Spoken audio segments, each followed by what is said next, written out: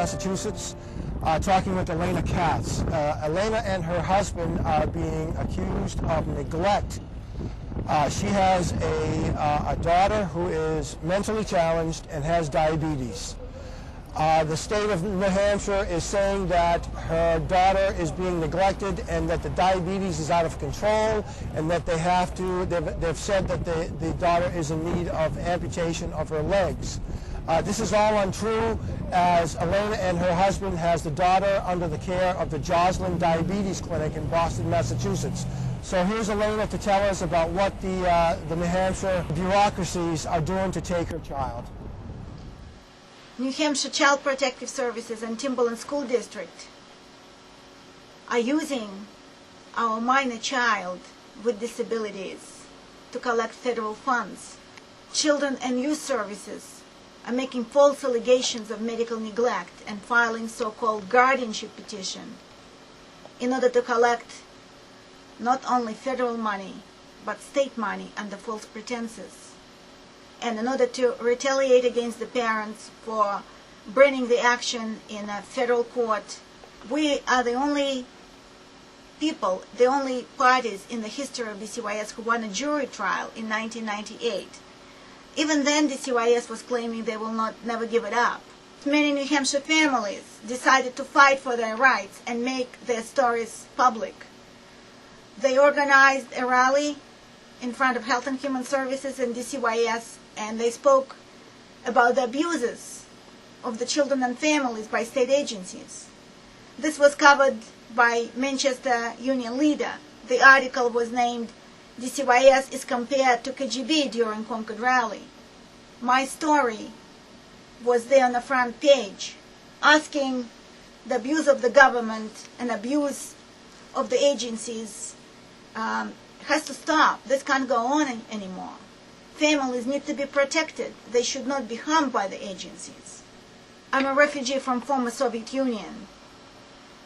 I would never believe that the United States government is funding the state to abuse children with special needs instead of protecting them, and to take children from their families who love the children and who are fighting for their children's special education needs.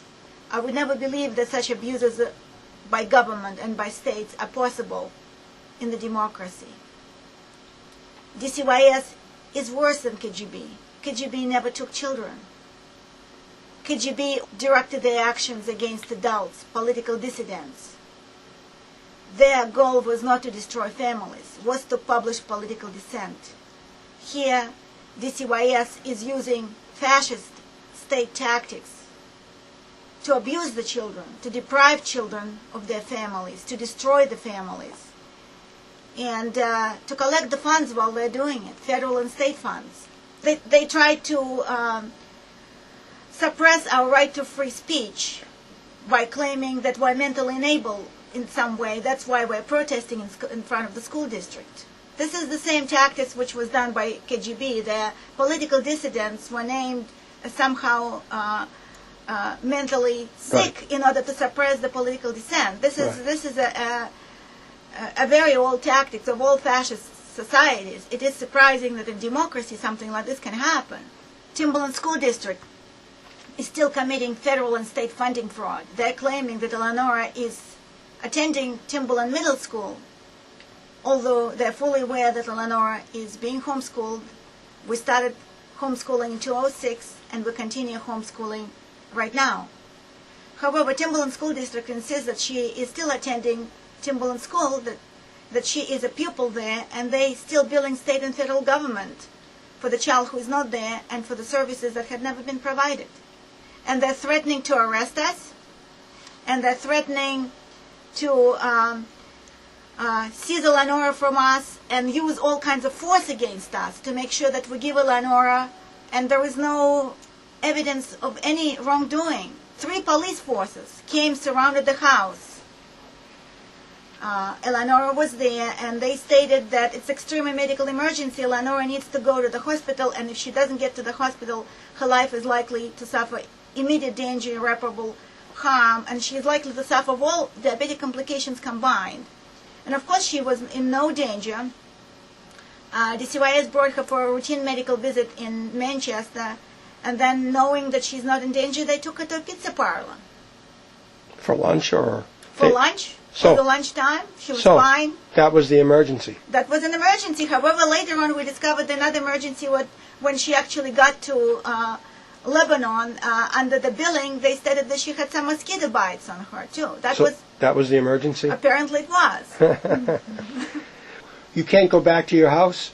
No, the house is under siege. It had been for the last 4 months. What do you mean by under siege? They come to your house every day? They come to the house quite often. The police is parked by the house, the visitors and the sheriffs are coming on a regular basis. So you're on the run from New Hampshire authorities who have come to East Boston and harassed your relatives? Who are not even a party of this. Right, I understand. They've gone to the Joslin Clinic and cut off medical assistance to your daughter?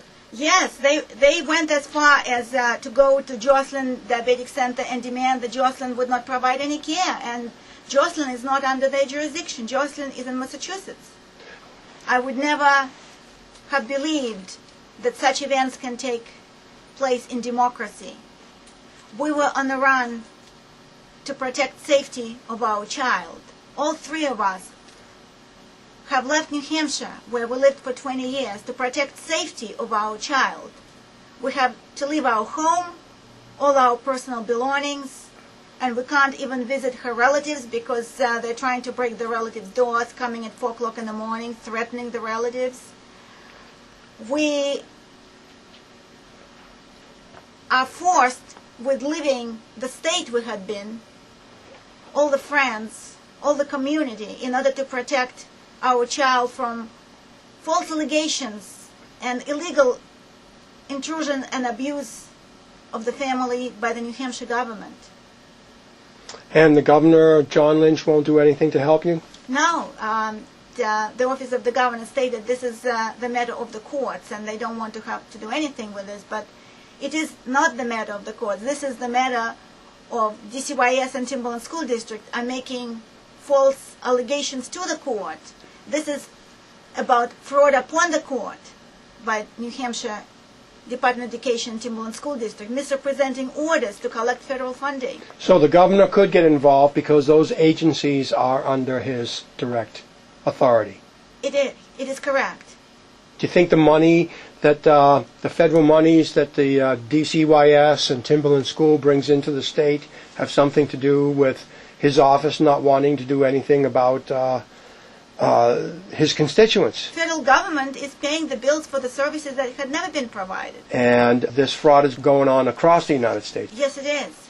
And a lot of families like yours with special needs children are being harassed. Why don't you tell us how much more special needs children gains the state than a regular child in their care? That triples the amount of money the average child gets, and that goes for a long time. According to the records, Eleanor is still attending Timberland School District, and New Hampshire taxpayers are paying the bill. And they're still billing, even though they've driven you out of the state. Yes. And you're on the run. Yes. In this so-called free country. Yes. You are under threat of jail. Yes. It seems like your family's liberty has been taken away, as well as the house, as well as everything. Yes, we have a house, but we can't get to the house because the police and the sheriffs are coming on a regular basis, are threatening to arrest us, and even threatening to arrest the relative who is living there, although he's not a part of it. We would like to bring all of these events to New Hampshire Governor John Lynch to take control over New Hampshire state agencies, to show him what abuses are happening to New Hampshire families and New Hampshire children. This is not a court matter.